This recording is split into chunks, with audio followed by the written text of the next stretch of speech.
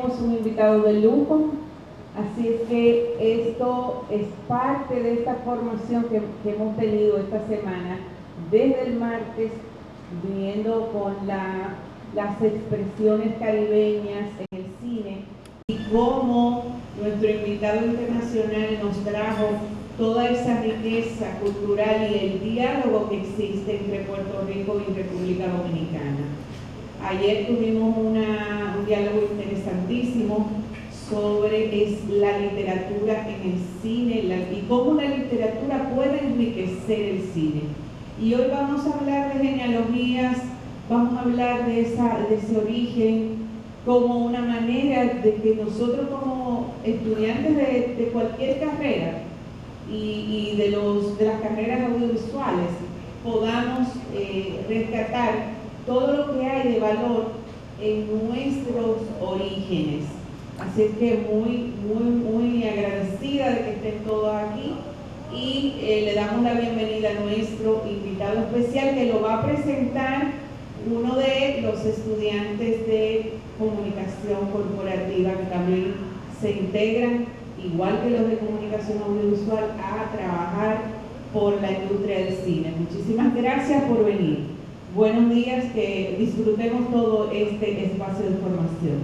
Nacido en Santo Domingo, República Dominicana, es licenciado en Derecho, máster en Genealogía y Archivos por la Universidad de Córdoba, España, diplomado en Historia de América por la Universidad Nacional Autónoma de México e investigador asociado del Dominican Student Institute, City University de Nueva York.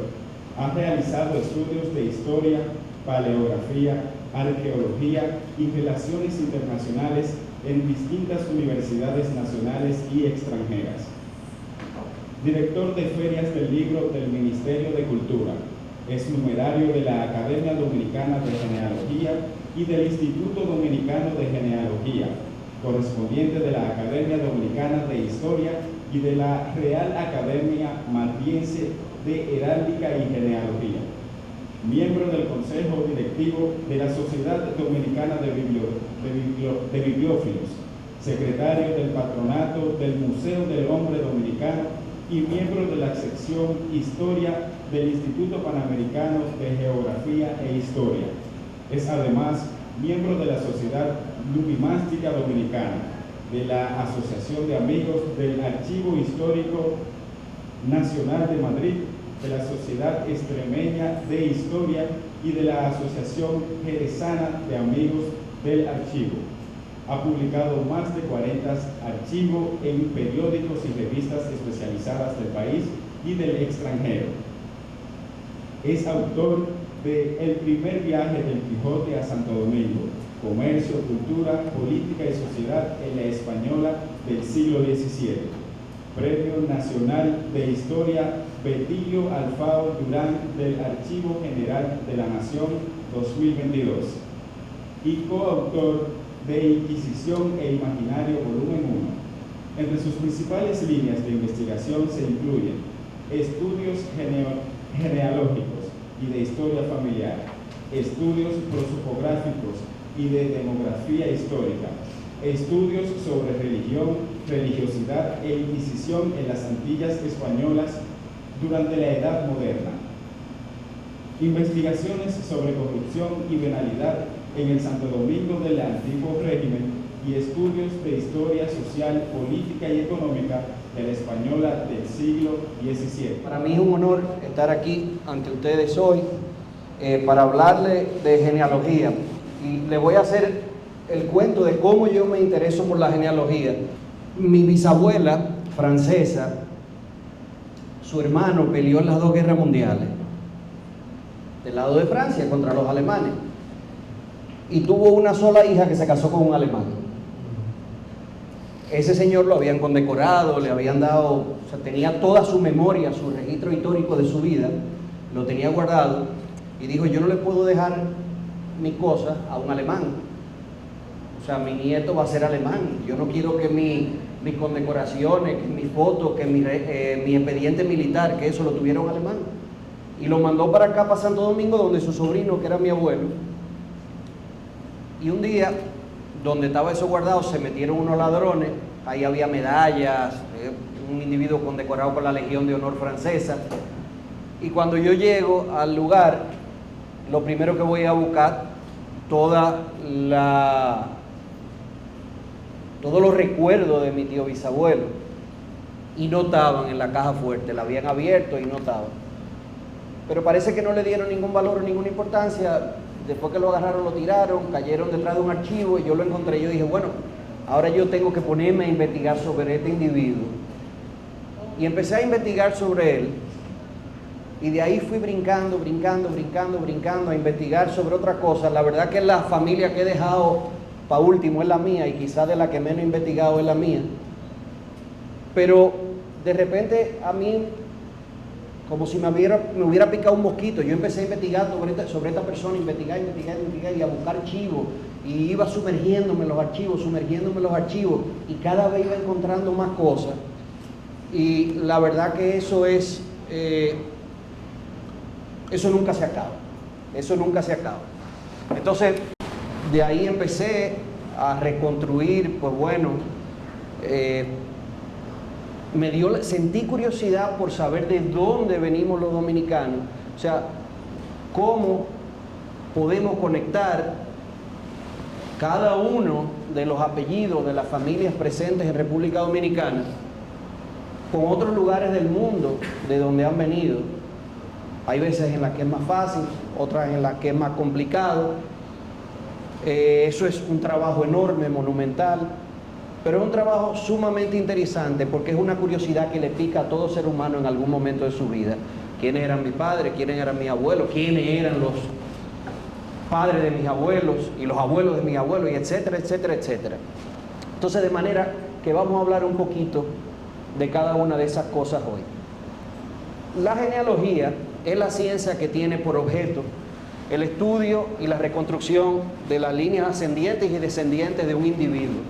O sea, en el centro de la genealogía está, en primer lugar, el individuo, desde donde se empieza a reconstruir el árbol genealógico, que es la representación gráfica de esas ascendencias o descendencias.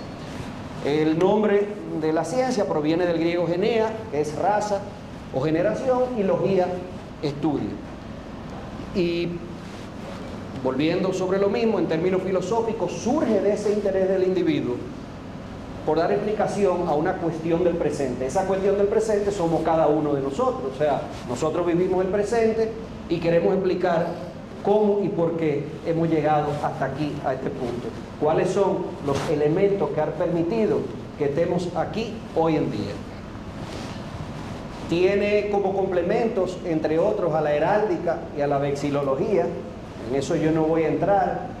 Es algo que, por lo general, aquí no se aborda. Aquí se piensa que no hay campo para la heráldica. La heráldica es la ciencia que estudia los escudos y los blasones, pero solamente hay que caminar por la ciudad colonial para darse cuenta de que aquí también hay un patrimonio heráldico. Cuando estamos hablando de armas de familia, aparte del patrimonio heráldico que tienen los municipios que tienen su escudo, las corporaciones que tienen su escudo, ustedes que están en comunicación, pues es bueno que sepan que la heráldica tiene unas reglas. O sea, los que trabajan con aspectos visuales, pues la heráldica tiene sus reglas muy específicas. Si ustedes cogen los escudos de los municipios de este país, ninguno se ajusta a las reglas de la heráldica. Todos son hechos a lo que salga. O sea, los escudos de los municipios, salvo los escudos de las ciudades que obtuvieron sus blasones durante la etapa colonial, que están hechos siguiendo las reglas puras de la heráldica, Azua, Santo Domingo, Bonao, Santiago, etc. Esas ciudades y municipios sí tienen sus escudos que están confeccionados apegados a la regla de la heráldica. Pero después el resto, hemos hecho conferencias, hemos hecho seminarios. Lo que pasa es que una ciencia en desuso es una ciencia que se tiene por una ciencia elitista, porque en principio quienes tenían escudos eran las familias nobles y aristocráticas, pero los escudos, los emblemas, son parte de nuestra cotidianidad, porque lo usan, como dije, hasta las corporaciones, y es bueno saber que hay reglas que rigen la confección y el diseño de esos escudos. Como le dije, el árbol genealógico es la representación gráfica de dichas ascendencias o descendencias. Esta es la muestra de un árbol genealógico del siglo XVII, de una familia que vivió aquí en Santo Domingo, la familia de un arzobispo, del arzobispo Alonso de Fuenmayor. Esa familia tiene ramificaciones en Venezuela y tiene ramificaciones en otros lugares de América del Sur. Es importante lo que dijo la profesora, o me causó curiosidad, cómo había alguien de cine hablando de diálogos, y la genealogía se trata precisamente de diálogos, se trata de dialogar, en primer lugar, con las generaciones que nos precedieron, y en segundo lugar, con nuestros parientes en otros lugares del globo terráqueo. Porque así como la heráldica también era una ciencia elitista, la genealogía en principio era una ciencia elitista. ¿Quiénes tenían genealogía? ¿A quiénes le hacían genealogía? A los reyes. O sea, Felipe II, hijo de Carlos I, nieto de los reyes católicos. Una persona común, por lo general, no tenía elaborada su genealogía. Ahora bien, si ustedes me preguntan a mí, hoy en día la genealogía es una de las ciencias más democráticas que existe, porque a fin de cuentas ayuda a probar que todos venimos del mismo lugar. Antes, hace 500 años, la genealogía era una ciencia de la nobleza, y el pueblo común, o sea, ninguno de los que estamos aquí hubiera tenido genealogía elaborada o articulada. Sin embargo, hoy en día la genealogía, con la ayuda de la genética, nos ayuda a demostrar que todos los que estamos aquí estamos de alguna manera conectados. Y otra cosa que le quería preguntar, todo el mundo aquí conoce un lugar que se llama Pedro Brán. Sí. ¿Cómo se escribe Pedro Brán? No, no el Pedro, el Brán. ¿Cómo se escribe? ND. ¿Quiénes creen que se escribe ND? Que levante la mano. Los que no levantaron la mano, ¿cómo creen que se escribe? No, ND, exacto. Los que crean que es BRAND. Que levanten la mano, los que crean que es así. Bueno, pues Pedro Brán no se escribe así. Para que ustedes vean hasta dónde llegan los errores en que incurren las autoridades municipales, las autoridades centrales, todo, cuando van a nombrar, y por falta de documentación, por falta de investigación, que es un problema crónico que tenemos en este país. Yo tengo que confesarle que cuando yo soy egresado de esta universidad, cuando yo estaba en esta universidad, a mí no me gustaba estudiar. Pero después que yo salí de esta universidad, yo no he parado de estudiar. Cuando yo era joven no me gustaba, pero cuando salí, cuando fui encaminándome, pues no he parado de estudiar, no he parado de investigar. Y un problema crónico que tenemos aquí es la falta de investigación. Bueno, pues Brán se escribe B-R-A-N. En la mayoría de los letreros que ustedes lo van a ver, se van a dar cuenta que está mal escrito. ¿Y de dónde viene ese B-R-A-N? Eso es un etnónimo.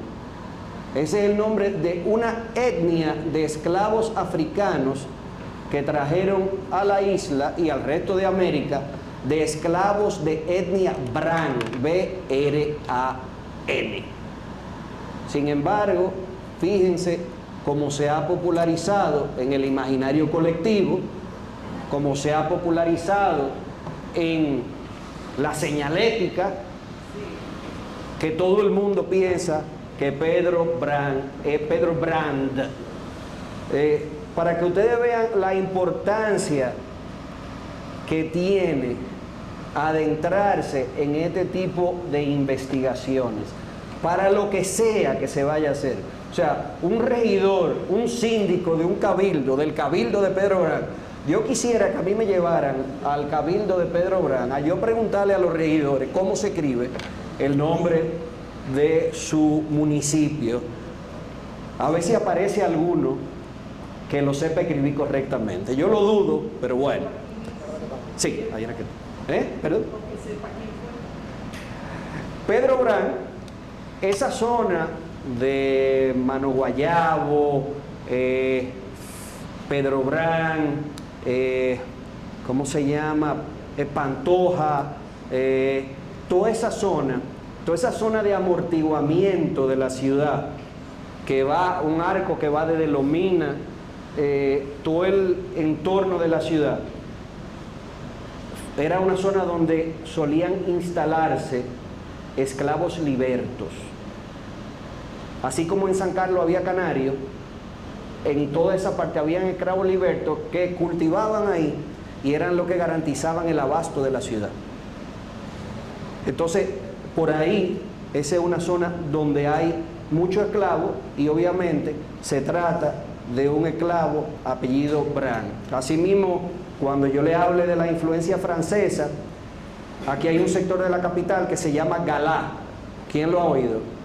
Bueno, Galá tampoco se debería llamar Galá. Ese sector era una hacienda de un señor francés apellido Galard, ese sí con D. Como Verón, en la zona de Bávaro, era un espacio donde había una explotación de madera de un señor francés que se llamaba Bertrand Verón. Entonces, todo eso son aspectos que la gente tiene que tomar en cuenta. Como veo que aquí la mayoría de comunicación, hasta pasé un producto de comunicación, saber cómo se escribe correctamente, porque parte de la función de nosotros es educar a la gente y saber de dónde es que viene y de dónde es que venimos. Para que ustedes vean lo importante de la heráldica ya le dije, la ciencia que nos ayuda a entender y a componer adecuadamente los escudos de armas. Y el escudo de armas o blasón era exclusivo de una persona y su linaje. Ese es otro tema. En los aeropuertos aparece gente, o en algún otro lugar, centros comerciales, fuera de aquí, sobre todo, te vendo tu escudo. Ninguno de esos escudos está relacionado con la familia de nosotros. Todo el que tiene un escudito en su casa, bueno, no todo el mundo, pero la mayoría de las personas que en este país tienen un escudito en su casa, ese escudo no es de su familia, porque los escudos son del linaje, que no es lo mismo que la familia. El linaje es la línea de varón. Entonces, si yo tengo un escudo, el escudo lo tiene mi hijo, pero no necesariamente lo tiene mi hermano. Y se lo voy a demostrar. Estas son dos fotos de nuestra ciudad colonial, para que vean que tenemos patrimonio heráldico. A esa familia, ese escudo se le ha concedido por derecho y por extensión, cuando esos señores que tenían un escudo manejaban, digamos, una comarca, que esa comarca después se convirtió en estado, esos se fueron convirtiendo en los escudos de los distintos países y de las distintas naciones. Así como están los escudos de las organizaciones y de las corporaciones. Y la vexilología, que tiene que ver también el estudio, la ciencia que estudia las banderas, los pendones y los estandartes. Anteriormente, en tiempos de guerra, cuando se iba a la guerra, los señores feudales iban con el estandarte, con su escudo. No había nada más deshonroso para un señor que perdió una guerra que le quitara la bandera, porque le estaban quitando su seña de identidad, lo que le identificaba en el campo de batalla. Al que le quitaba la bandera, que se enterrara vivo, que eso era lo peor que le podía pasar. Entonces, aquí hay dos escudos que están en Ciudad Colonial. Este escudo está en la Casa del Cordón. Me imagino que casi todo el mundo aquí conoce, sabe dónde está la Casa del Cordón. La Casa del Cordón está en la calle Isabel la Católica. Lo acaban de remodelar, ahí está el Centro Cultural Taíno, es un sitio extraordinario. Y esa casa era de Gil González Dávila, en el siglo XVI. Y tiene, correspondiente a su apellido Dávila, tiene este cuadrante, que tiene 6 roeles puestos en 2 palos. Los roeles son esa bolita, puesta en 2 palos, están en 2 filas. Sin embargo, al lado del Hospital Nicolás de Obando está la Casa Dávila, que era de Francisco Dávila, otro personaje importante del siglo XVI. Y ese mismo Francisco Dávila, que tiene el mismo apellido, para que ustedes vean de qué manera los escudos que uno ve no se corresponden para nada con lo que uno piensa que es el escudo de uno, tiene 10 roeles puestos en 3 palos, o sea, tiene 10 bolitas. Y es el mismo apellido. ¿Por qué? Porque no son familia. o no eran familia, perdón. Y como le decía, esas son tan solo dos muestras. Uno cuando le hablan de heráldica, lo que la han oído mencionar o saben lo que es, dice, no, pero eso aquí no. No, por supuesto que sí. Cuando uno va a la fachada de la catedral, en la catedral hay un escudo majestuoso de Carlos V, gigantesco. Y eso es parte de nuestro patrimonio histórico. Tenemos que estudiarlo, que conocerlo y que saber qué significa. Entonces, evolución y aspecto de la genealogía es algo que quería tratarle.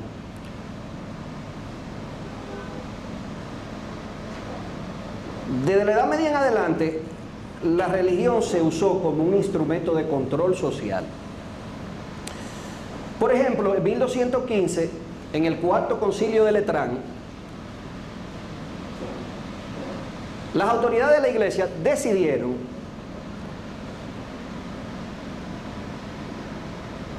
impedir que personas que tuvieran, o sea, no se podían casar dos personas que fueran familiares hasta el 4º grado de consanguinidad. Si se iban a casar, tenían que solicitar una dispensa. ¿Qué es el 4º grado de consanguinidad? Bueno, en el 4º grado de consanguinidad está el individuo, el 1er grado es el papá, el grado es el abuelo, el 3er grado es el tío y el 4º grado es el primo. O sea, la Iglesia determinó que dos primos hermanos no podían casarse. Ese no es el único 4º grado que hay.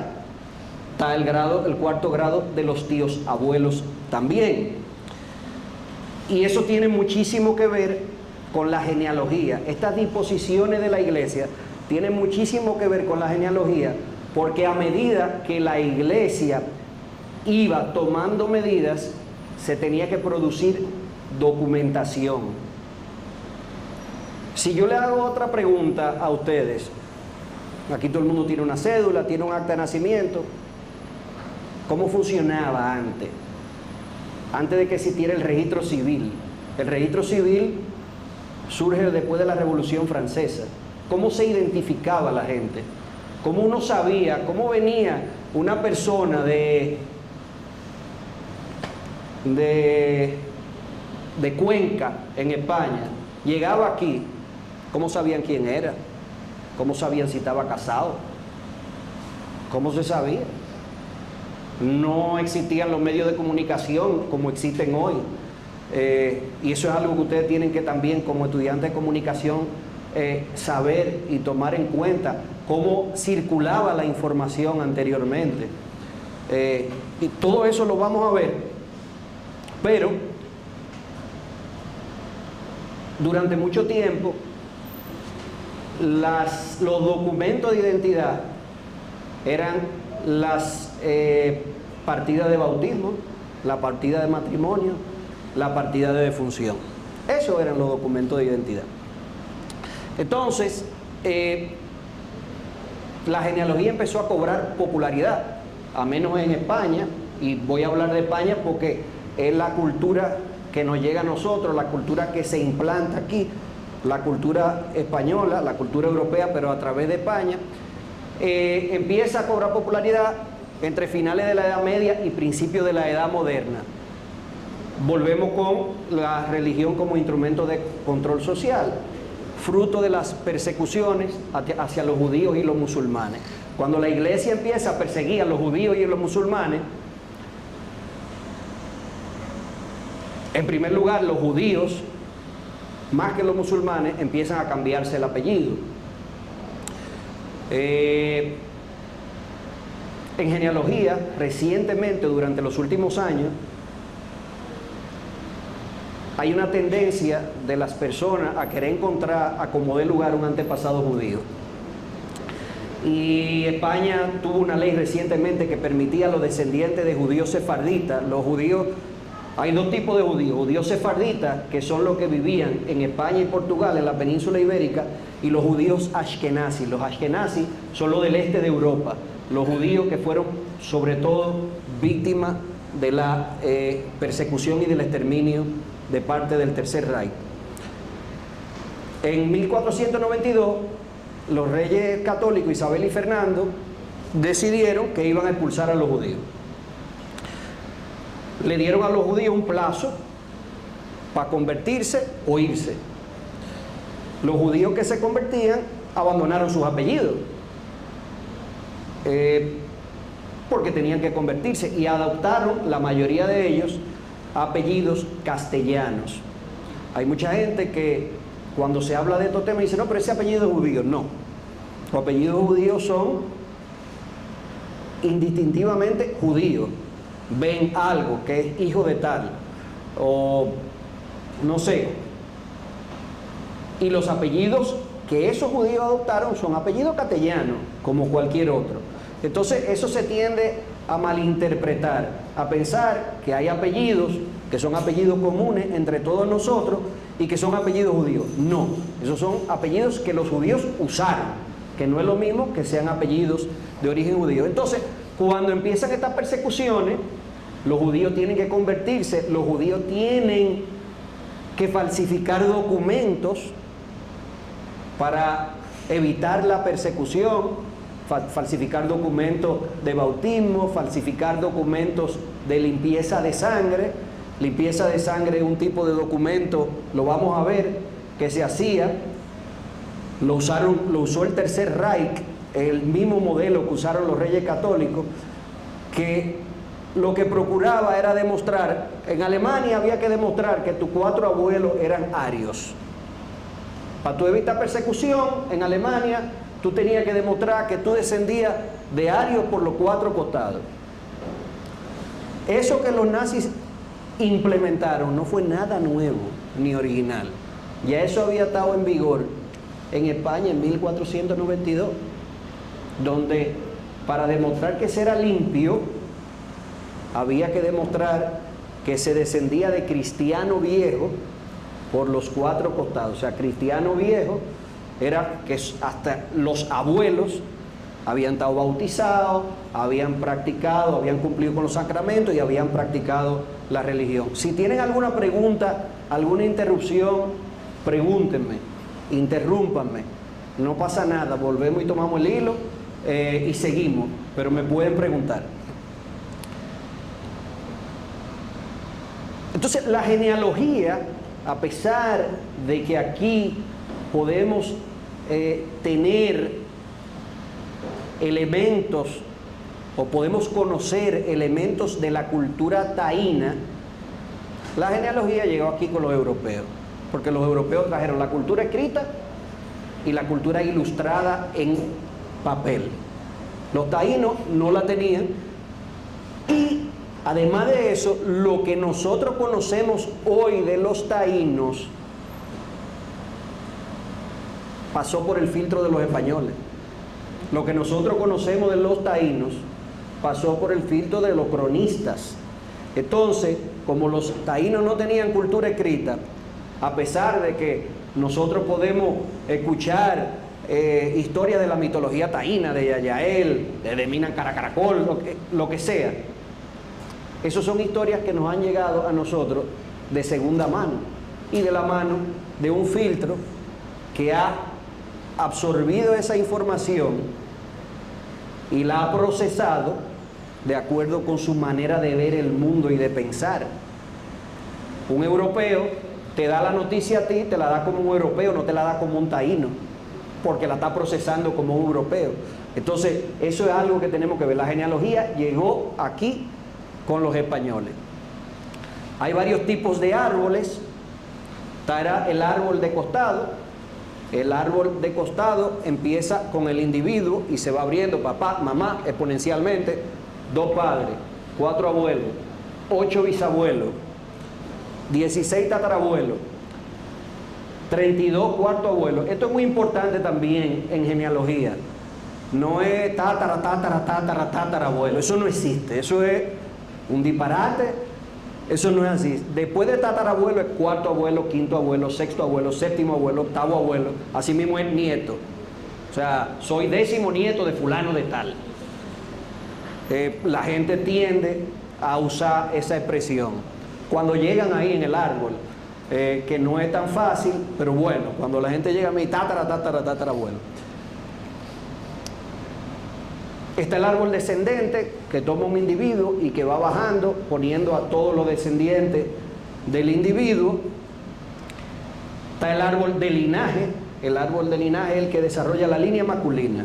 Eso se llama la línea agnada de varón. Desarrolla únicamente la línea masculina. Y aquí le pongo eso, que la nomenclatura correcta para nosotros hablar de la descendencia es precisamente esa. Cuarto, quinto, sexto, séptimo, abuelo, etcétera, etcétera, etcétera. El objeto de estudio de la genealogía tiene, digamos que, dos objetos de estudio primordiales: el individuo y la familia. ¿Y cuáles son las características durante los siglos XVI al XIX? Bueno, la subordinación del individuo al grupo. A partir de la Revolución Francesa, el individuo adquiere otra posición en la sociedad. Antes, el grupo ocupaba la posición preponderante. Cuando yo digo grupo, hablo de la familia, hablo del gremio, hablo de la cofradía, de la iglesia, etcétera, etcétera, etcétera. A tal punto de que había una cláusula que se llama in loco parentis, en lugar del padre. Cuando el padre no estaba, la madre viuda. Cuando no estaba la madre viuda, el hermano mayor. O sea, siempre había una jerarquía muy bien establecida dentro de la familia. Y esa jerarquía tenía muchísimos efectos. Los matrimonios por amor eran escasísimos. Los matrimonios eran siglo XVI, XVII, XVIII e incluso parte del XIX. Eran matrimonios por conveniencia, prácticamente todos. Y había matrimonios endogámicos, o sea, consanguíneos. Los matrimonios endogámicos se casaban parientes, pidiendo naturalmente una dispensa. Había incluso otro tipo de dispensa que había que pedir, no solo la de consanguinidad por ser primo hermano. Hay otra dispensa que es por afinidad. O sea, una persona no se podía casar con su padrino a los ojos de la iglesia. Si se iba a casar con el padrino, tenía que pedir permiso al obispo, y el obispo emitía una dispensa. O si se iba a casar con el hijo de su padrino, tenía que pedir un permiso al obispo que emitía la dispensa y lo autorizaba a casarse. Entonces, están esos matrimonios endogámicos que son entre miembros de una misma familia, y los matrimonios también eran homogámicos. La familia y el grupo, por eso dije que los matrimonios por interés, por amor, eran poco comunes. O sea, la familia decidía si esa persona con que el individuo se iba a casar estaba al mismo nivel que la persona. Y de hecho, eso es tanto así, que todavía en 1778, durante el reinado de Carlos III, se promulga una cédula sobre matrimonios desiguales. ¿Y qué era lo que decía esa cédula? Que cualquiera de la familia, si entendía que el matrimonio era desigual, podía oponerse al matrimonio. Hasta un hijo. Hay casos de pleito donde un hijo de 19 años, su mamá se está casando por segunda vez, una señora de 40 años, y el hijo le metía un pleito ante la audiencia: no, tú no te puedes casar con él porque él no está al mismo nivel que tú. Y eso era un pleito interminable.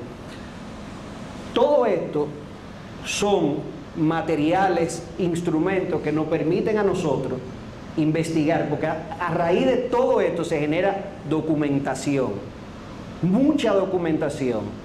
Y es documentación, en muchos casos, está en los archivos, durmiendo un sueño eterno, esperando o que la digitalicen o que alguien vaya y la rescate, esperando desintegrarse.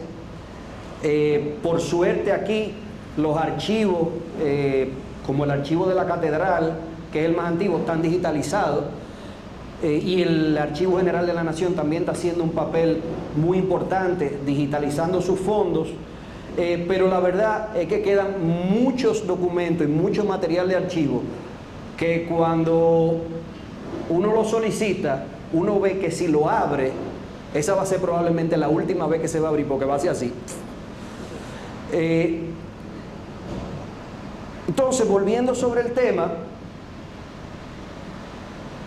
ahora sigue siendo así, porque hay mucha gente que vive de la apariencia, pero el linaje y el honor constituían una especie de capital social. Tú llegabas a un sitio y tú, por ser hijo de fulano o por tú ser una persona honorable, ya tú gozabas en ese lugar de cierta preeminencia, que era como se le decía en ese momento. Entonces, llegamos al momento del contacto, no descubrimiento, momento del contacto, ni encuentro. Quizá la nomenclatura correcta desde el punto de vista antropológico es el momento del contacto, lo que se produce en 1492. ¿Qué es lo que se da? Un contacto entre dos culturas. Y ahí emerge una nueva realidad a partir del contacto. Tenemos, por ejemplo, el primer mestizo de América. El primer mestizo de América, un individuo que se llamó Miguelico, y era hijo de Miguel Díaz de Aux, era un individuo de Aragón, del reino de Aragón, de donde era rey Fernando, en el noreste de España, y de una cacica que se llamaba Catalina. El papá de este individuo, o sea, Miguel Díaz de Aux, vivía en la Isabela, tuvo un pleito con otro español, el pleito pasó a mayores y lo dejó herido de lo que se pensaba en ese momento era de muerte. Para que no lo ahorcaran, se fue de la Isabela, se escapó de la Isabela, cruzó todo el valle del Cibao y llegó hasta aquí, hasta la ribera del río Jaina. Cuando este individuo llega a la ribera del río Jaina, se da cuenta que la ribera del río Jaina está llena de oro. Se devuelve, bueno, se casa con la cacica, con Catalina, tienen a este muchacho, Miguelico, que es un individuo que después se va a la conquista de México, un mestizo, es el primer mestizo de América, como les pongo aquí. Y él se devuelve con la noticia a la Isabela: he encontrado muchísimo oro. Lo perdonaron y deciden venir hacia el sur, y entonces así es que fundan la ciudad de Santo Domingo. Ese es un punto axial desde el punto de vista, valga la redundancia, antropológico, histórico, porque América, y en particular el Caribe, Cuba, Puerto Rico y la isla de Santo Domingo, son la cuna del mestizaje. La variedad de colores que hay, sobre todo en Santo Domingo, no la hay en ningún lugar del planeta. La paleta de colores que tenemos los dominicanos es una cosa asombrosa y no existe en ninguna parte. No la tienen los puertorriqueños, a pesar de que hubo un mestizaje intenso, y no la tienen los cubanos tampoco, a pesar de que hubo un mestizaje intenso. Un dato gracioso es que encontraron todo ese oro, era oro de aluvión. Los españoles se fueron de aquí porque el oro se acabó, pero se acabó el oro que ellos podían explotar con la tecnología que tenían en ese momento, porque de repente, 500 años después, aparece aquí oro que todavía durará años en acabarse. Es paradójico que los españoles se fueran de aquí porque se acabó el oro, quedando todo el oro que ha aparecido después. Y entonces, esas minas de oro es lo que provoca que el movimiento o el proceso, digamos, de mudanza de la costa norte, que es donde estaba la Isabela, hasta la ciudad de Santo Domingo, que sí la fundaron de aquel lado del río, como originalmente se dice. No la mudaron por una plaga de hormigas. La gente dice que Santo Domingo la mudaron del otro lado del río Sama porque hubo una plaga de hormigas. Eso es mentira. La mudaron porque de este lado, donde está la iglesia de Santa Bárbara, estaban las canteras y había que sacar la piedra para construir los edificios. La mudaron porque tenían el Osama, porque tenían el Isabela, y aunque un poco más lejos tenían el Jaina, tenían mucha fuente de agua. y de aquel lado no hay tanta agua como hay de este lado, y por supuesto que no había la piedra para construir las ciudades, las casas, los monumentos. Entonces, desde ese momento de contacto se produce un movimiento intenso, un tráfico de personas que vienen de Europa hacia América. Masiva esa inmigración. Españoles, ingleses, franceses, portugueses y holandeses. Entre los siglos XVI y XVII, la mayoría de los que vinieron españoles eran de Andalucía, Sevilla, Cádiz, Jerez de la Frontera y de Extremadura, Badajoz, Cáceres. La mayoría de los conquistadores eran de la zona de Cáceres, eran extremeños. Obando era extremeño, Hernán Cortés era extremeño, Pizarro era extremeño, Valdivia, el de Chile, era extremeño. La mayoría eran de Extremaduras. Obviamente eso va a ir cambiando conforme avance el tiempo. Otro grupo muy importante fue el de los portugueses. ¿Por qué? Porque desde 1580 a 1640, Felipe II, Felipe III y Felipe IV fueron no solo reyes de España, fueron reyes de Portugal. Y los portugueses podían venir aquí con total libertad. Ahora bien, cuando expulsaron a los judíos de España, una gran cantidad de esos judíos se va a Portugal. ¿Qué pasó en España? Que los portugueses adquirieron fama de ser judíos. Entonces, a los portugueses que había aquí, todo el mundo los tenía reputado de judíos. O sea, decía, este portugués, este judío. Judío y portugués se volvieron sinónimos en ese momento. Y eso le trajo muchísimo problema a los portugueses, porque los judíos estaban perseguidos por la Inquisición. Y hay testimonios, yo les voy a enseñar un testimonio más adelante, de personajes, autoridades de la colonia, que pedían que sacaran a los portugueses. Vamos a ver, para que ustedes se den cuenta, vamos a ver más adelante, listado de apellidos portugueses, para que ustedes vean hasta qué nivel y hasta qué punto está esa cultura portuguesa infiltrada en nuestro ADN. Entonces, hablando en términos numéricos, Magnus Morner, que es un individuo que ha estudiado bastante la inmigración hacia América, siguiendo datos de otro individuo francés, Pierre Chaunou,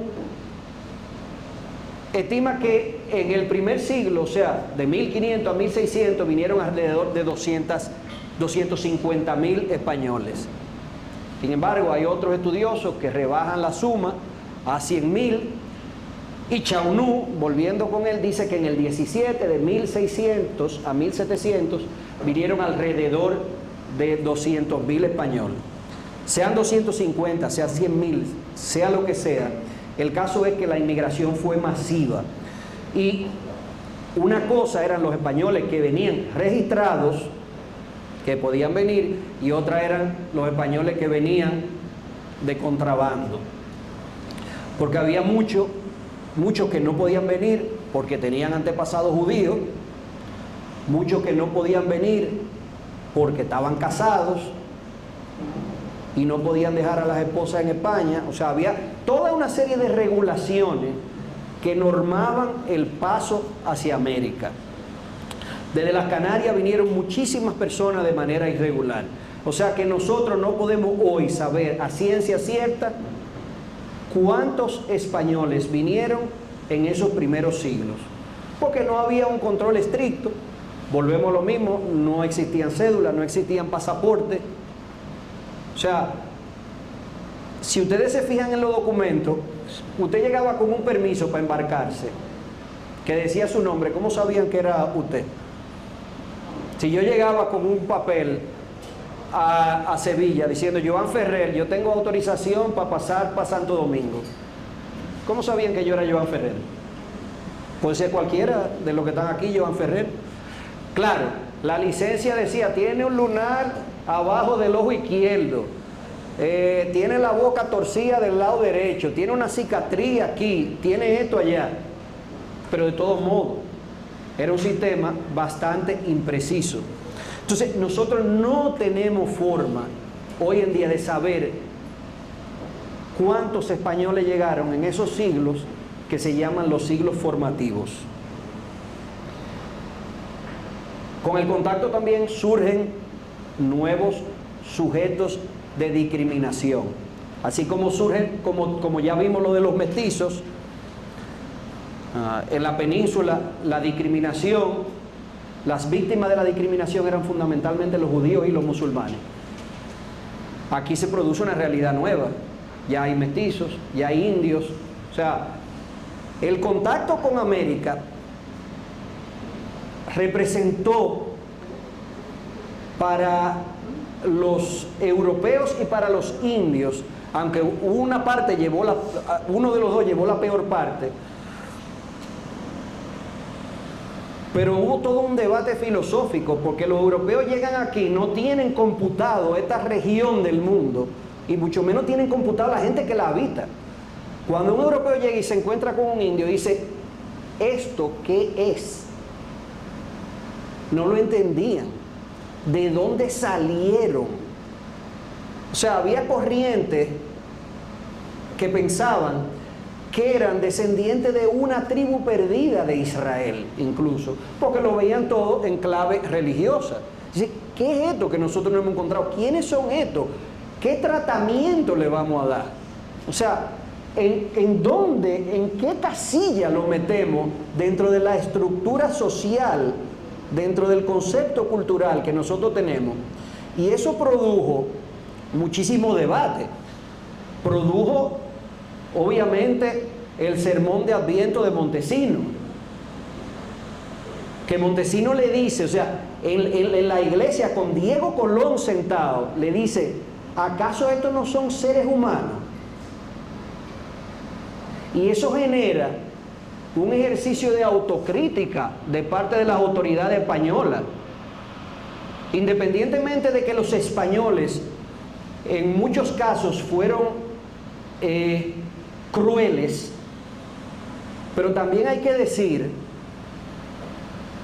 que el rey promovió la autocrítica, y en Valladolid las mentes más preclaras de la época se sentaron a discutir en algún momento sobre la naturaleza del indio. O sea, la corona promovió una discusión. Vamos a discutir sobre qué son, quiénes son, cuáles derechos tienen.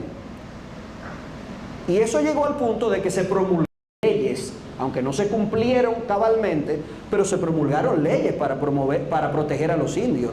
Se promulgaron las leyes de Burgos de 1512 y las leyes nuevas de 1542. O sea, que esa discusión sobre la naturaleza del indio llegó al punto de que generó un aparato legal.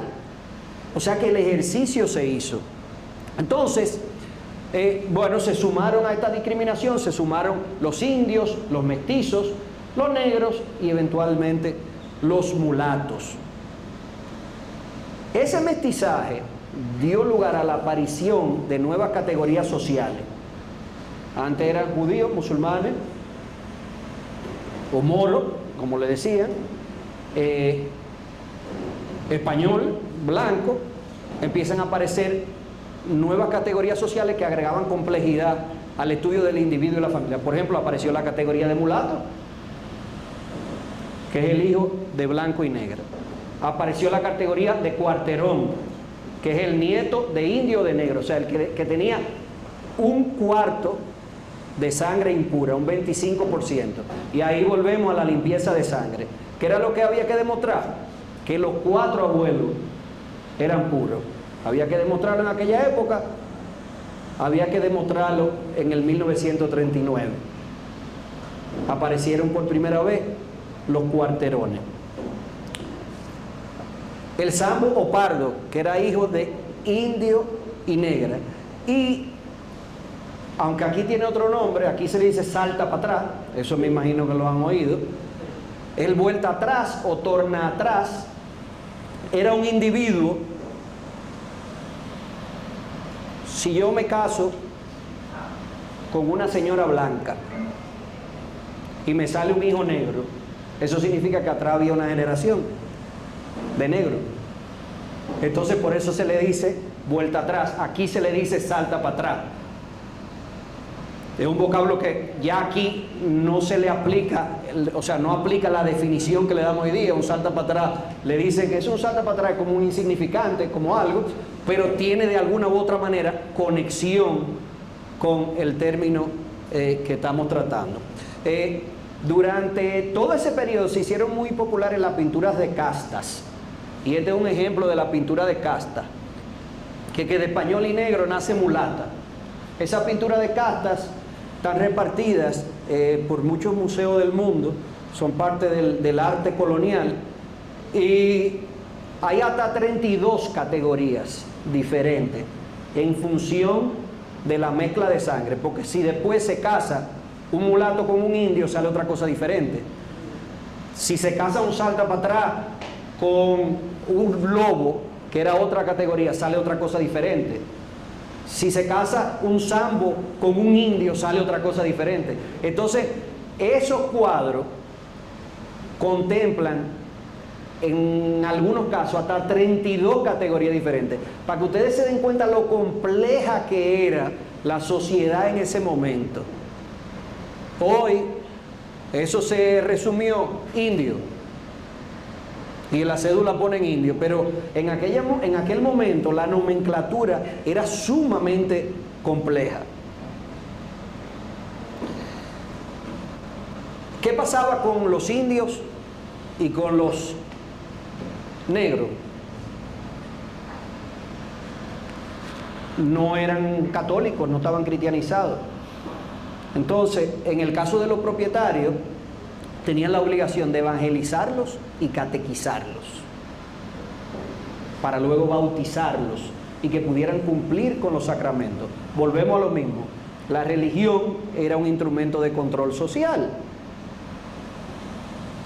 La iglesia y el Estado, porque trabajaban de manera mancomunada, necesitaban un mecanismo para poder controlar a los indios y a los esclavos, porque no era una persona, no era homogénea la cultura del amo y de los que trabajaban a su servicio. Eran culturas diferentes. Entonces, ¿cuál fue la forma que encontró el Estado y que encontró la iglesia? Ok, tú te tienes que bautizar y tú tienes que cumplir con los sacramentos.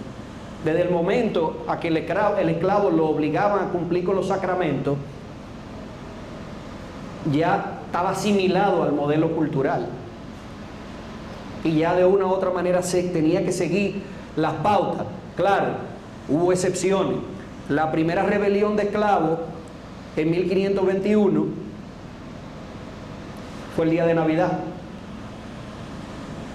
Y no escogieron el día de Navidad de manera caprichosa o aleatoria. Dijeron el 25 de diciembre, están toditos distraídos. Ese día nos rebelamos. Y la primera rebelión de esclavos fue ese día. Entonces, la religión fue un instrumento de control social, obligaba al individuo a bautizarse, a casarse, a que le otorgaran la extrema unción, a confirmarse. Todavía hoy, el que se va a casar por la iglesia tiene que confirmarse, si no, no lo casan. Ya hablamos de las dispensas que emitía la autoridad, el obispo. Y otro aspecto son las capellanías. La capellanía, eso es ya una institución que cayó en desuso, y era que un individuo, cuando antes de morir dejaba un dinero y decía: yo quiero que cuando yo me muera celebren una misa cantada todos los días de San Carlos, y para eso yo dejo tanto, y yo quiero que el patrón de mi capellanía sea fulano. Entonces, ¿cómo nos sirve esa capellanía en la genealogía? Porque por lo general designaba a alguien que era sacerdote dentro de la familia, y cuando ese sacerdote moría, caía en otra gente de la familia, y en otra gente de la familia, y en otra gente de la familia. Aquí yo le puse, aunque está pequeño, Esta es una foto del primer libro de bautismo de la catedral. El primer libro de bautismo de la catedral es el documento de archivo más antiguo que hay en la República Dominicana, porque los archivos coloniales están todos en España, en el archivo de India de Sevilla. De manera que el documento más antiguo que tiene que ver con la historia dominicana está en el archivo del arzobispado de Santo Domingo, y es el primer libro de bautismo de la catedral, cuya primera partida de bautismo es de 1590. No tiene, ese libro no tiene la portada del 90, aquí yo le puse la portada del año 91, aquí están detallados. El Concilio de Trento, que se produjo entre 1545 y 1563, este es un aspecto también que tiene muchísima importancia en la genealogía, obligó a toda la parroquia a llevar registros. A partir de esa fecha, toda la parroquia tenían que llevar registros de los matrimonios, de la defunción, de los bautismos, matrimonios y defunciones, que era lo que les hablaba al principio. Antes no existía, no nacía el niño y le daban un documento en el hospital y con eso iba a una oficialía. No existía la oficialía. Antes ese niño adquiría, digamos, una identidad a partir del momento del bautismo, cuando lo llevaban a la iglesia y le ponían un nombre, aunque le dijeran el nombre en su casa, pero de cara a los terceros, ese nombre lo adquiría desde el momento que lo bautizaba. ¿Bautizaron al niño? Se llama Manuel. Ok. Entonces, ahí tienen el primer libro de bautismo, 1590. Hay un solo libro de bautismos de esclavos. En un momento, esa discriminación llegaba a un punto, dice, a los esclavos me lo ponen en un libro aparte, no me lo pueden poner con la gente libre ni con los blancos. Tenían su propio libro de bautismos, y ese libro de bautismos arranca en 1636. El primer libro de matrimonio de la catedral también es de 1590, y el primer libro de defunciones es de 1666. A ese año le decían en esa época el año de los seises. Y como ustedes comprenderán, ese año había mucha superstición alrededor de ese año con todos esos seis. El primer libro de dispensas es de 1791 y el de capellanías de 1732. Este es un ejemplo de una partida de bautismo de la catedral. Esa en particular es de 1701. Y tenían una fórmula más o menos similar. En la ciudad de Santo Domingo, en 15 de septiembre de 1701 años, el muy reverendo padre, maestro Juan, no lo veo bien, del orden de nuestro Santo Padre San Francisco, con licencia, bautizó, puso óleo y crisma a Felipe Bartolomé, hijo legítimo del capitán don Felipe de Lara y de doña María de Mieses. Fue su padrino Francisco Marocho. Todas esas partidas de bautismo seguían más o menos una fórmula muy similar, firmada por el cura ahí abajo.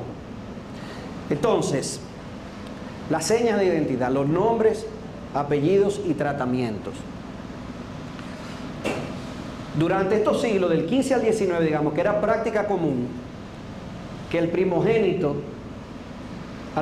se le ponía el nombre del abuelo paterno, y a la primera hija se le ponía el nombre de la abuela materna.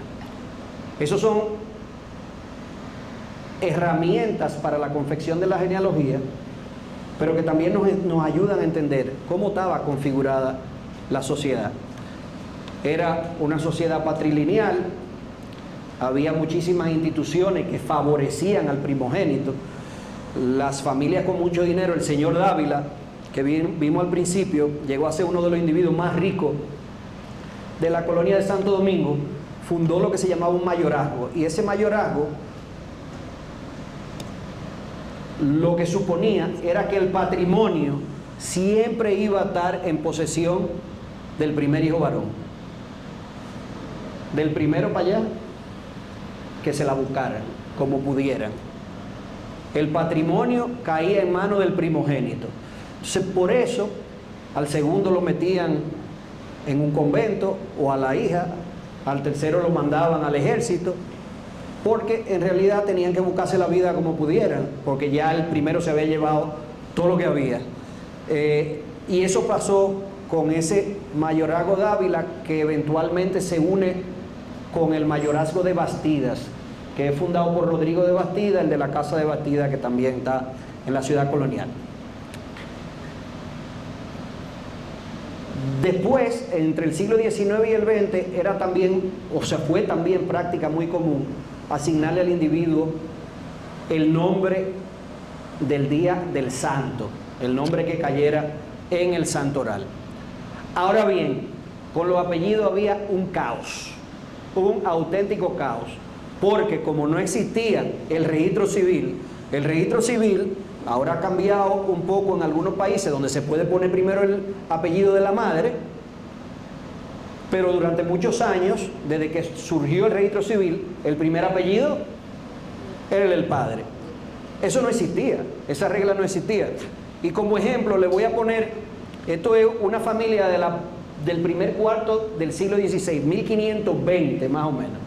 El papá se llamaba Lucas Vázquez de Ayllón y la mamá se llamaba Ana Becerra. Los hijos se llamaban Pedro Vázquez de Ayllón, o sea, Pedro Vázquez de Ayllón, Inés de Villalobos, Lucas Vázquez de Ayllón, Juan de Ayllón, Hernando Becerra y Constanza de Rivera. O sea, en esa familia todo el mundo tenía un apellido diferente. ¿Por qué? Porque así como le ponían los nombres, cogían el apellido de una abuela, de un abuelo, de un tío que tenía un cargo importante, de alguien que se había destacado. O sea que no había una regla de uso de apellidos. Ahora bien, así como le digo esto, también le digo que el peso de la herencia femenina también fue importante. En la cultura portuguesa se usa primero el apellido de la madre. Y como aquí vinieron tantos portugueses, hay muchos registros en que el individuo lleva el apellido de la madre. Este es un ejemplo, está muy chiquito, no se lo voy a poder leer, después yo puedo a través de la profesora quizás compartirle la presentación, pero un ejemplo donde el individuo que se está casando ahí lleva el apellido de su mamá, del primer apellido, y eso es parte de la herencia portuguesa. Otra cosa muy curiosa, don o doña, los tratamientos, la fórmula de tratamiento.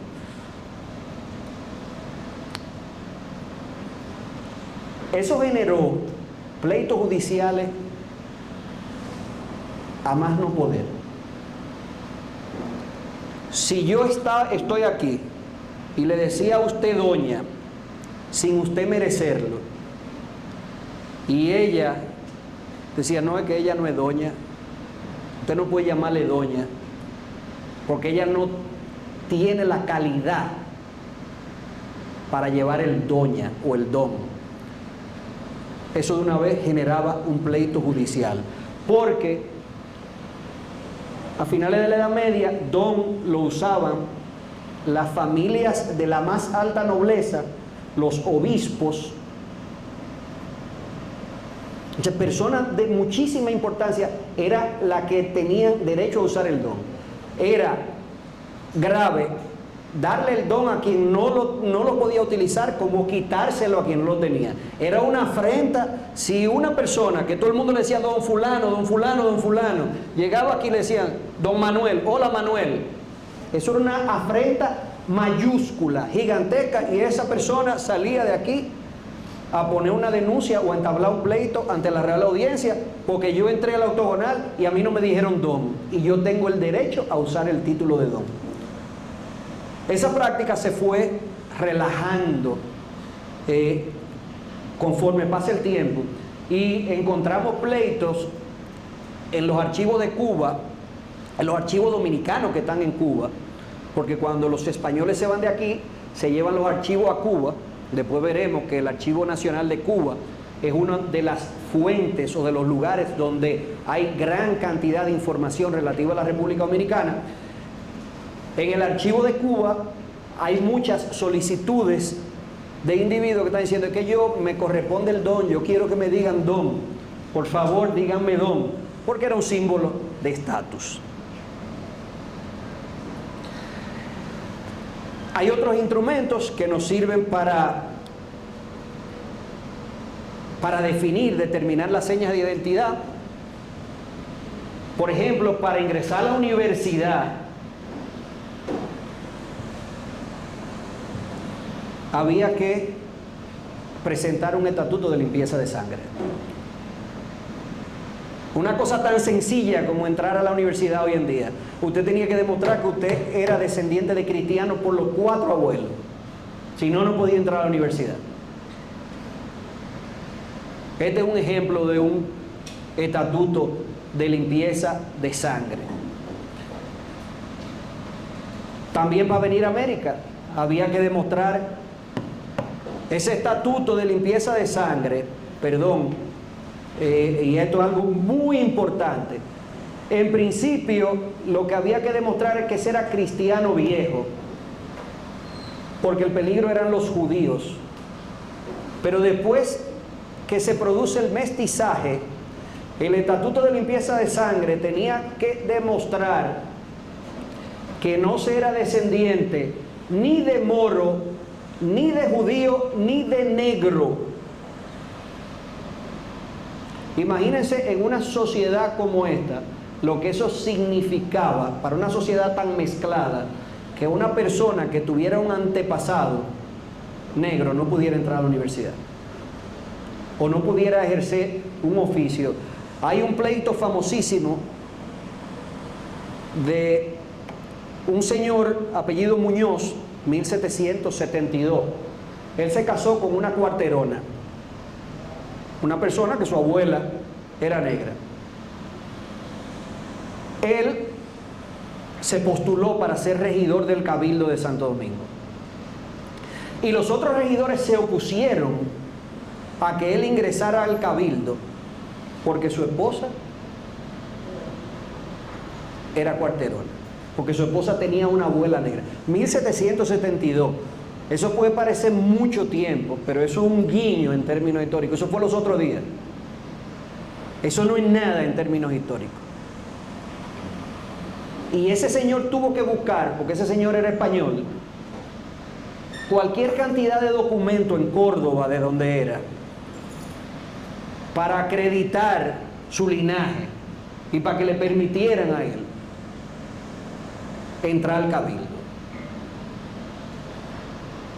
O sea, las cosas que pasaban cuando había carnaval o cuando había algún tipo de procesión, las posiciones, los lugares que debía ocupar cada quien estaban muy bien definidos. Y era una afrenta que alguien se sentara o que se parara en el lugar del otro. Era una afrenta que alguien fuera a la catedral con un cojín sin tener derecho a llevar cojín a la catedral para sentarse. Eso era una falta de respeto al que tenía derecho a llevar un cojín a la catedral. Ah, que fulano 2 filas más para adelante, 2 filas más para atrás está sentado en un cojín en la catedral y no le toca. Pero eso era Porque la estructura social, la pirámide, estaba muy diferenciada. Y como yo le dije, el estatus era parte del capital social. Usted podía no tener un peso. Lo primero es que los nobles no trabajaban, ni pagaban impuestos. Eso es lo primero, no pechaban, se dice. El que podía acreditar nobleza no pagaba impuestos. Entonces, no trabajaban, porque al trabajo, los trabajos eran oficios viles y no se podían ensuciar la mano. Entonces, para que ustedes vean lo compleja que era esa sociedad que le tocó vivir a nuestros antepasados. Entonces, para pasar a América, estos son licencias de gente que solicitaba venir a América.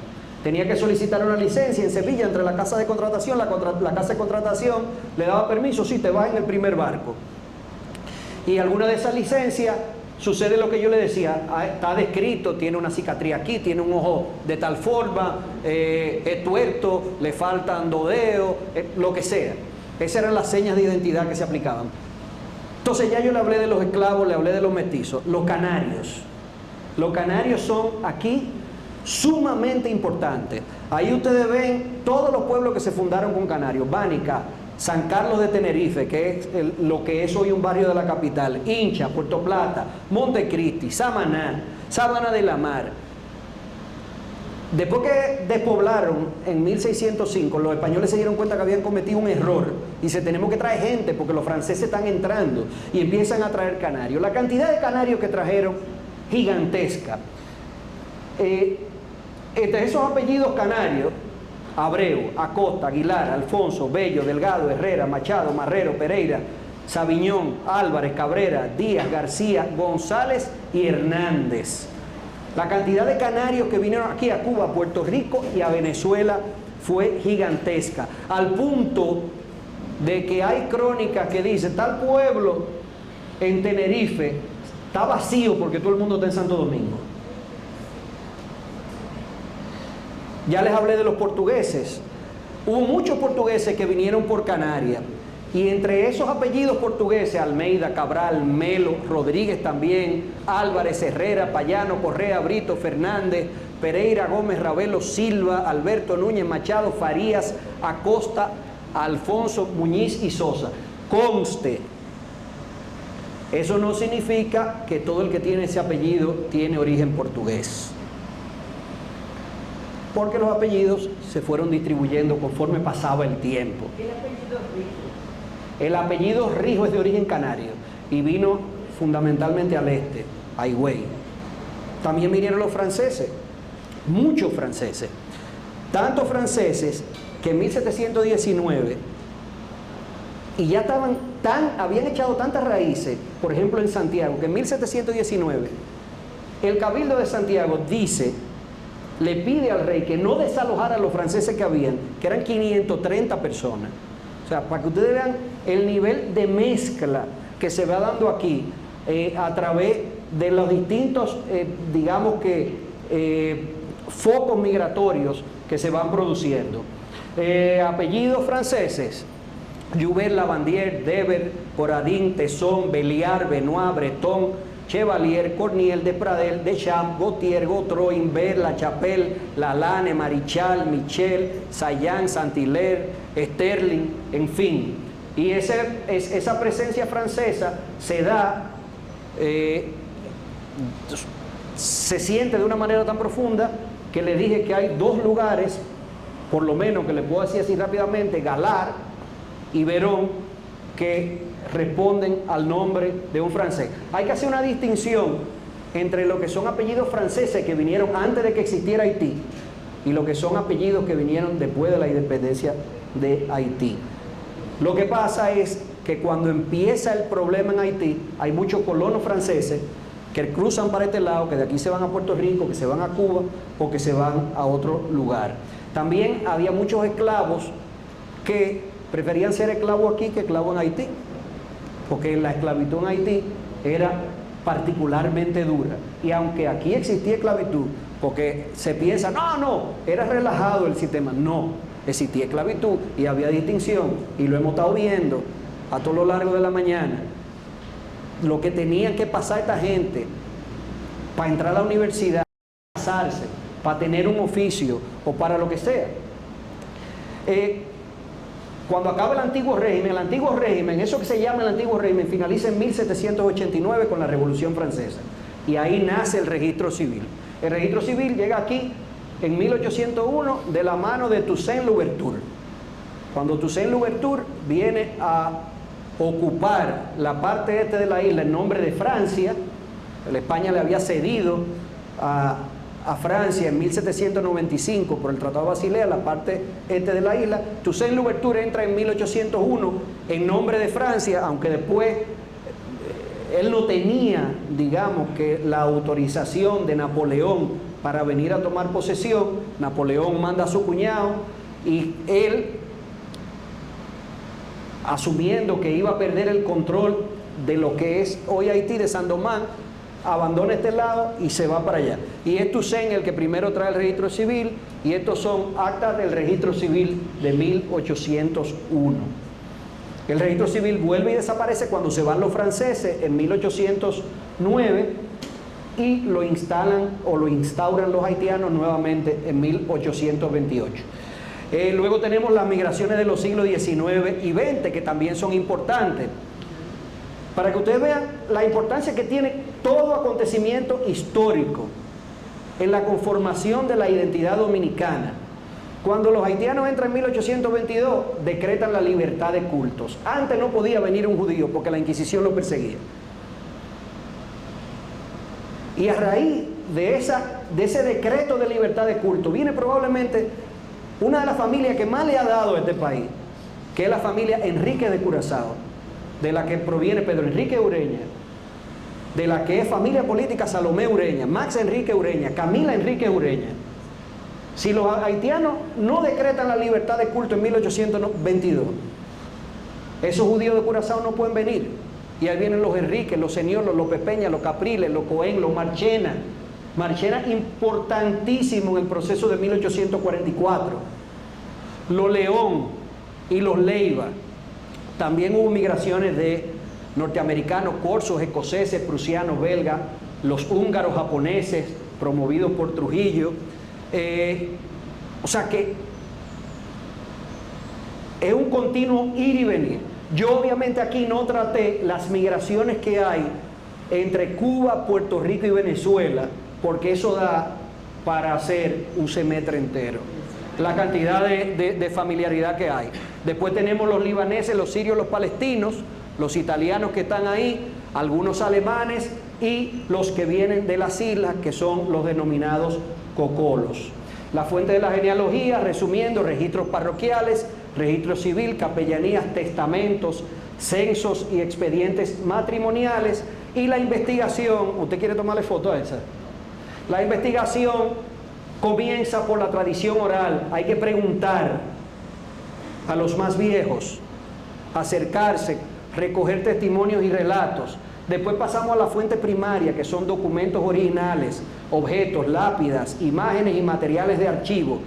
Se llaman primarias porque son registradas por un testigo del evento, no por una gente que está escribiendo luego de que pasó el evento. Esa es la diferencia entre las fuentes secundarias. Las fuentes secundarias son libros, periódicos y revistas basadas en el punto de vista de una tercera persona. Es muy importante hacer la distinción. Los que tengan aquí que ver de alguna manera con periodismo, de las fuentes, eso es sumamente importante, la distinción de la fuente, porque no tiene el mismo crédito un testimonio oral que una fuente primaria ni que una fuente secundaria. Entre los archivos tenemos aquí los archivos parroquiales en primera instancia, que son los que están en cada parroquia, el archivo histórico del arzobispado, que ya lo dije, el archivo general de la nación. En el archivo general de la nación hay tres repositorios muy importantes antiguos, que es el archivo real de Higüey, el archivo real de Vallaguana y el archivo real del Ceibo.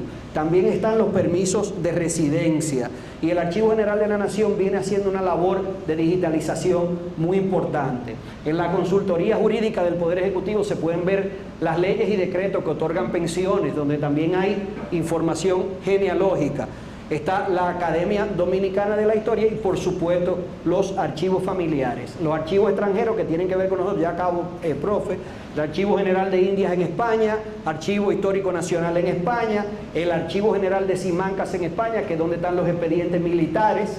O sea, hasta 1821 fuimos españoles y de nuevo durante el periodo de anexión, de manera que hay expedientes militares. Archivo Nacional de Cuba, Archivos Nacionales de Ultramar de Francia y el Instituto de Estudios Dominicanos en Nueva York. Yo les exhorto a que hablen con familiares, parientes y amigos de la familia y que registren toda la información de manera clara y ordenada. Cada historia que le cuenten, pidan copia de cédulas, acta de nacimiento, matrimonio y defunción, partida de bautismo, confirmación, testamento, diarios, cartas y fotos. No descarten ninguna información. Un error del investigador, un error fundamental del investigador. Usted va a un archivo o abre un libro hoy Y si yo estoy investigando sobre la Ucamaima, pero me encuentro un dato sobre la UNFU, no lo guardo. Un dato que hoy nos parece irrelevante puede ser de muchísima utilidad en el día de mañana. O sea que no se puede descartar ningún dato por pensar que es inútil. Si están haciendo genealogía, hay programas para almacenar esto. Está Family Tree Builder, está Roots Magic, Essentials, Legacy Standard. Esos todos se pueden descargar de manera gratuita. El Internet es una herramienta muy potente. Hoy en día tenemos la base de datos de los mormones, Family Search. Los mormones, para explicarles muy rápidamente por qué los mormones tienen tanta información, los mormones llevan un rito de ordenación. Ellos tienen que hacer su árbol y ordenar bajo el rito mormón a sus antepasados. Por eso es que los mormones hacen genealogía y custodian archivos. Y los mormones están haciendo una gran labor, le están rindiendo una gran labor a la humanidad, porque los mormones, donde sea que le dejan digitalizan, le entregan una copia en digital al archivo y lo mandan a la montaña de granito en Utah, donde ahí puede haber un cataclismo nuclear y lo que está guardado ahí va a permanecer. Aquí están de los sitios que le dije. En la página de Family Search hay un wiki de información de República Dominicana, donde le dice, si usted está investigando esto, está este archivo, está esto, está esto, está esto, está esto y está lo otro. Y aquí están las bases de datos que hay disponibles en Internet, de historia familiar, Geneanet, Ancestry, Gini y MyHeritage. Dentro de la fuente impresa tenemos la obra de la Razábal Blanco de Familias Dominicanas, Raíces Históricas de Baní de Valera Valdés, La Familia Pichardo Román de Edwin Espinal. Hay dos obras más de Edwin Espinal y una de Denis Simó sobre los Simó de Cataluña. Muchísimas gracias. Hay una cosa que no quiero dejar pasar, profesora. Una de las dificultades más grandes es cuando nos topamos con un ancestro esclavo. Y para esos ancestros esclavos hay bases de datos muy interesantes. El Instituto de Estudios Dominicanos de Nueva York tiene un proyecto que se llama First Blacks in the Americas, los primeros negros en las Américas, donde ellos han venido registrando, aspectos y generalidades de la esclavitud en Santo Domingo. Y este proyecto, que se llama Slave Voyages, esos todos son barcos negreros saliendo de África con su carga de esclavos. Para que ustedes vean, mire por año, mire que va por año avanzando, para que ustedes entiendan la magnitud de lo que fue el tráfico negrero desde África hacia América. Y no vamos a hablar de las condiciones en que venían esos esclavos y lo que pasaban los que llegaban vivos. De manera que también cuando se está investigando o indagando sobre la esclavitud, hay fuentes muy importantes que están agregando cada vez más información y que son de mucha utilidad. Le damos las gracias por ser tan didáctico y tan entretenido al mismo tiempo.